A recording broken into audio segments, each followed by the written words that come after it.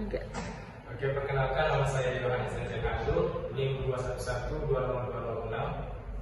Nama saya Cornelia Yulana Ome dengan NIM 22120188. Nama saya Said Ahmad Wisal dengan NIM 21120182. Nama saya Rizal Walid dengan NIM 21120187. Nama saya Muhammad Abdul dengan NIM 21120168. Dan nama saya Najwa Selalu Kalimana Muaras dengan NIM 21122267. Di sini kami akan menjelaskan proposal mengenai usaha kami yang namanya Pecelongan 78, di mana bidang usahanya adalah makanan dan jenis produknya adalah martabak dan terang bulan. Oke, yang pertama ada data usaha. Yang pertama ada nama usaha. Nama usaha kita adalah Pecelongan 78. Yang berikut ada bidang usaha yaitu makanan. Jenis produk adalah martabak dan terang bulan. Lokasi tempat usaha kita berada pada Jalan W. Muansidi 3, Fatululi, Kecamatan Ebogo, Kupang, NTT. Baik, yang berikut ada dasar pemikiran. Menciptakan peluang usaha di bidang makanan merupakan salah satu bentuk usaha yang potensial dalam rangka pendapatan laba yang besar.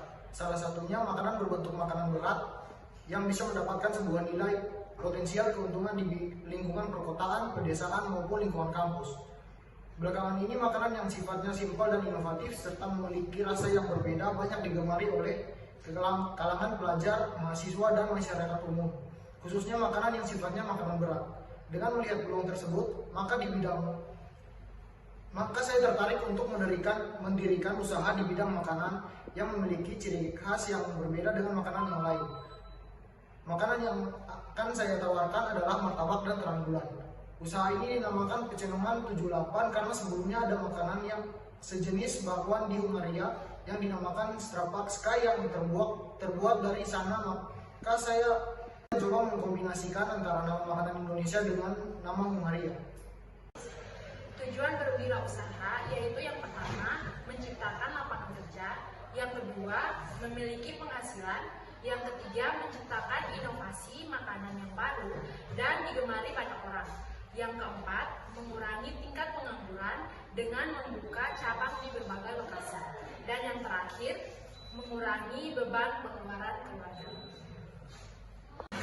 Ya, baik, di sini saya akan menjabarkan tentang dua poin. Yang pertama ada poin detail produk dan juga ada poin pasar dan strategi pemasaran. Untuk poin detail produk sendiri ada martabak dan terang bulan yang kami sajikan berbeda dengan martabak lainnya yang dijual pada warung lainnya karena topping yang kami tawarkan berbeda dengan yaitu keju yang melimpah dan berbagai topping yang menggugah selera. Untuk yang berikut ada dalam produksi martabak dan terang bulan kami yang hasilkan rata-rata 20 dengan 2 makanan favorit terang bulan, coklat keju dan martabak 2 telur untuk penjualan perharinya. Jadi untuk dikalkulasi dalam 30 hari untuk penjualan kita bisa mencapai 600 buah pada martabak dan juga terang bulan. Untuk biaya produksinya di sini untuk terang bulan 50.000 dan harga jualnya 75.000 dan juga untuk pada martabak 2 telurnya di sini untuk biaya produksinya 45.000 dan harga penjualannya ada di 70.000. Jadi sehingga untuk laba bersih yang dapat diambil mencapai 900.000 per bulan. Untuk tempat usaha kami sendiri berada pada Jalan Wet Mongsidi 3, Fatuliu, Kecamatan Ebogo, Kota Kupang, Nusa Tenggara Timur. Berada dekat dengan Rumah Sakit Siloam dan Suka sehingga target pelanggan kami makin besar. Untuk pemasaran dan strategi pemasarannya, target pemasaran terutama kepada seluruh masyarakat Kota Kupang yang bermulai dari anak-anak sampai dengan orang dewasa. Kami juga menjual pada Grab sehingga menjangkau luas untuk keuntungannya jadi lebih besar dalam jangkauan panjang. Yang kami yakin ini berpotensi untuk dikembangkan dan dibuka cabang di tempat yang berada.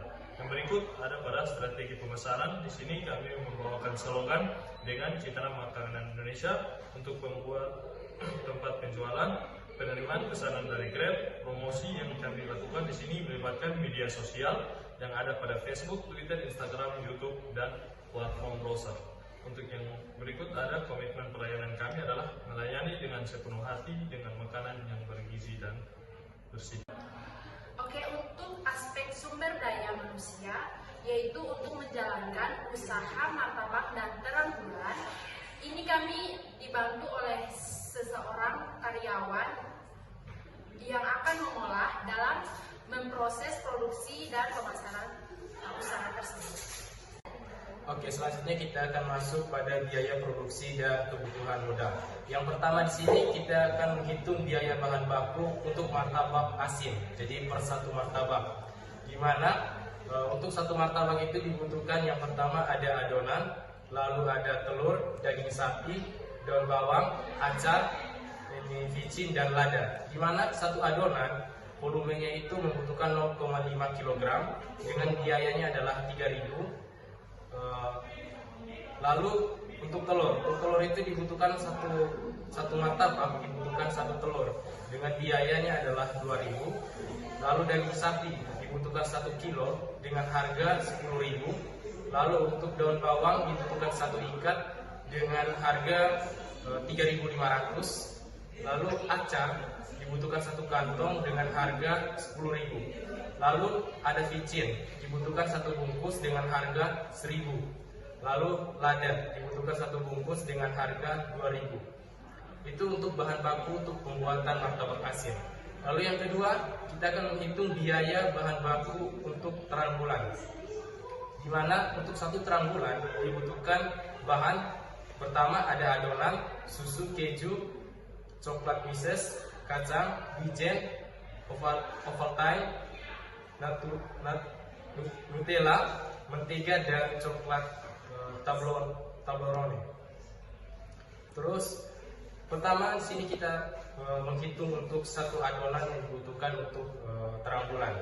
Di mana satu adonan itu membutuhkan harga atau biayanya adalah 5.000. Lalu untuk susunya dibutuhkan 1 kaleng dengan harga 12.000. Namun dalam 1 kaleng itu kita bisa pakai 3 kali untuk satu terang bulan. Jadi kalau dihitung 3 kali 12.000 dibagi 3 adalah 3.000 untuk satu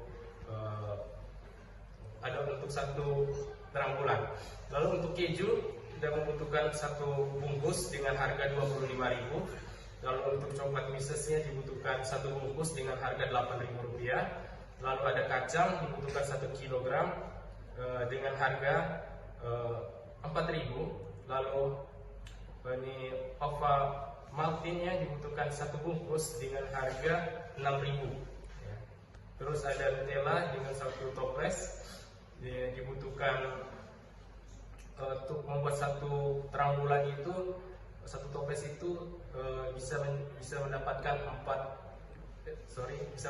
10 terang bulan. Jadi kalau dihitung 60 dibagi 10 adalah 6.000. Lalu untuk mentega dibutuhkan 1 bungkus dengan harga 8.000, di mana 1 bungkus itu bisa dipakai sebanyak 16 kali, sehingga 8.000 dibagi 16 menghasilkan 500 untuk per satu terang bulan.